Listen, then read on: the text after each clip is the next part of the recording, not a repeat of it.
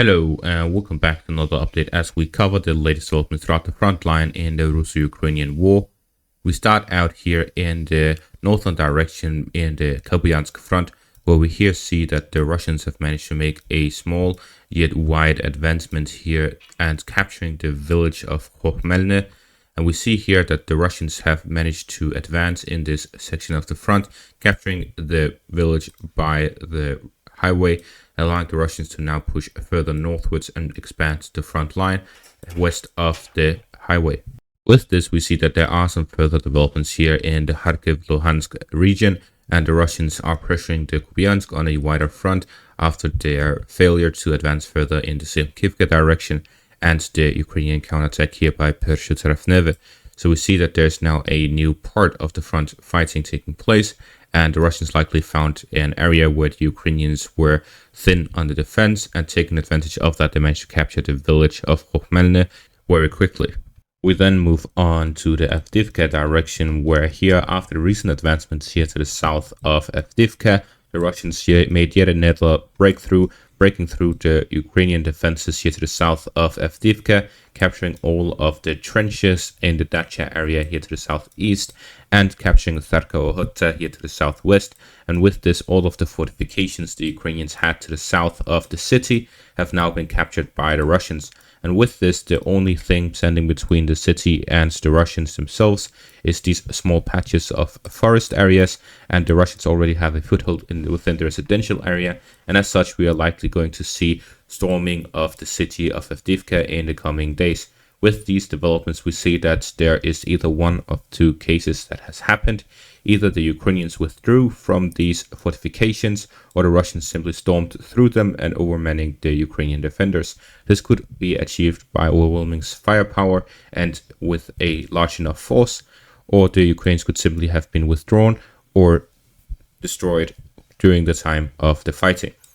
The Russians have been bombarding these areas for a very long time, and with the limited supply in and out of the city, the Ukrainians would simply have too difficult of a time resupplying and defending the city. In that sense, there could have been something similar to the Kherson region, where the Russians held the city of Kherson, and after months of fighting, they actually withdrew from the western bank of the Dnieper River, the right bank of the river. And with that, we see that the Ukrainians could have made a repeat of that, where they withdraw from Avdiivka over the past few weeks and months of fighting in a similar sense. That could explain why there was no fire upon the Russian armored convoy that moved to the northeast of Avdiivka, and it could also explain these advancements.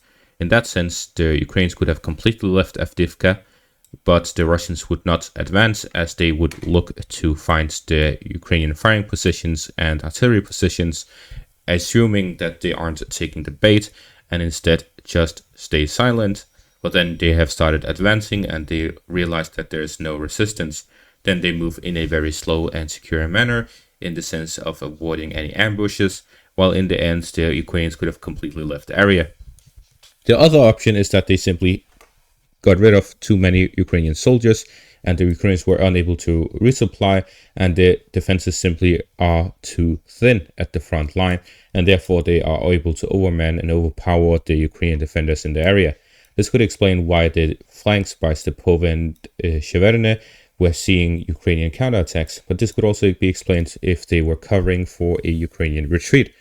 A reason why the Ukrainians would want to retreat is that there are two main supply routes in and out of Avdiivka, besides the one that goes into the city itself. But on the flanks as well, we see here in northern direction towards Berdishi, this is an area where the Ukrainians resupply from other parts of other fronts down to Berdishi and then into Avdiivka. And the second one is here by Nitailove, goes through to the northern direction and then down into Avdiivka.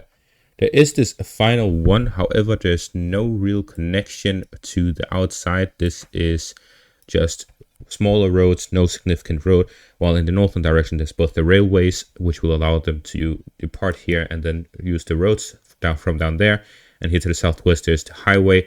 So they are the main supply routes, and then there are some smaller ones all over the place, but they aren't significantly used in comparison to the north and to the south. If the Russians cut off both of these through fighting in the Pervomaiski direction and in the Stopove-Berdishi direction, they would cut off two of the main supply routes to the whole front line, not just Avdiivka itself. And as such, the Ukrainians would be heavily pressured. And the fact that the Russians now are very close to capturing Stopove and pressuring Berdishi, even having direct fire control over the road towards Berdishi, could limit the supplies from the north. And if they continue advancing westwards, capturing Pervomaiske, then the western and southern supply routes as well would be cut off, leaving the whole front in a dire situation, especially if they have a large concentration of forces. So this would limit any sort of large concentration of forces, and therefore the Russians would be able to successfully capture Avdiivka with minimal losses. This is why we also see here to the southwest of Kupyansk, the Russians have made an advancement here, getting a foothold and capturing half of the Dacha area here to the northeast. And with this, the Dacha area that is located here, which the Ukrainians have as a fortified area, could be attacked from both the east and from the west, hence maneuvering around the fortification and attacking it from its weak points, and thus the Ukrainians would be pressured here and forced to withdraw. We'll likely see a withdrawal of the Ukrainians from these areas closer towards the city, as well as to the south, east, and southwest. We'll likely see some withdrawals from the Ukrainian forces towards the high ground within the city itself to prevent them being flanked or prevent them from getting hammered from a high ground position while they are on the low ground.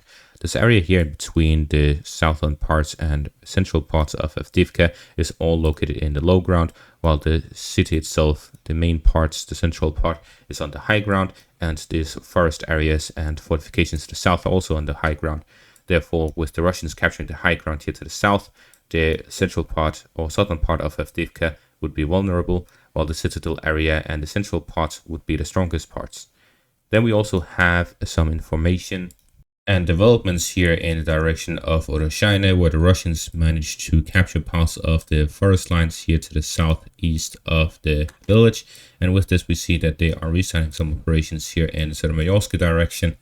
So with this, we see that there is an increasing pressure and advancement by the Russians across the front, but most importantly, the rapid advancements in Avdiivka after many months, which had barely any advancements, shows that after the rotation, which I mentioned in a previous video, the Russians now are in strength present across the front in Avdiivka.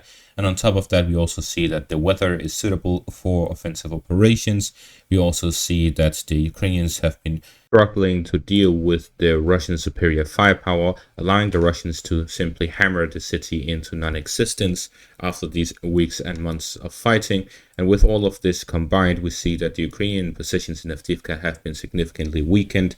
The defenses of Avdiivka shows the symptoms of the Ukrainians struggling to mobilize more soldiers, to receive more aid from the West, and this will only significantly increase the difficulties of the Ukrainian resistance against the Russians if it continues this way. This is why we see this article here by NBC News.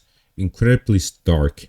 Biden aides give lawmakers a grim assessment of Ukraine without more aid. The president's national security aide said in a private meeting this week that Russia could win the war within weeks if Congress doesn't act. There may be a sense of exaggeration, of urgency from the Biden administration, as they want to exaggerate the situation to increase the odds of their policy going through, but it is still based on truth. The Ukrainians could completely collapse if no aid is given, because they're heavily reliant on the West, most specifically for ammunition. The Ukrainians use significantly more than what the West was even giving in the first place, yet now they're in a situation where they aren't receiving anything new.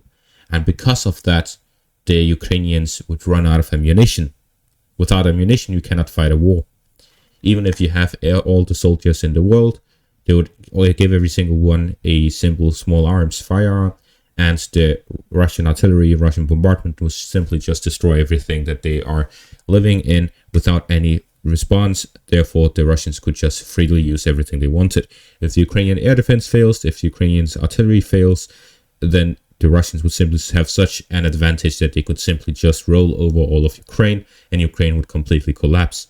So this is why we're seeing that even though the Ukrainians have not reached that stage at all yet.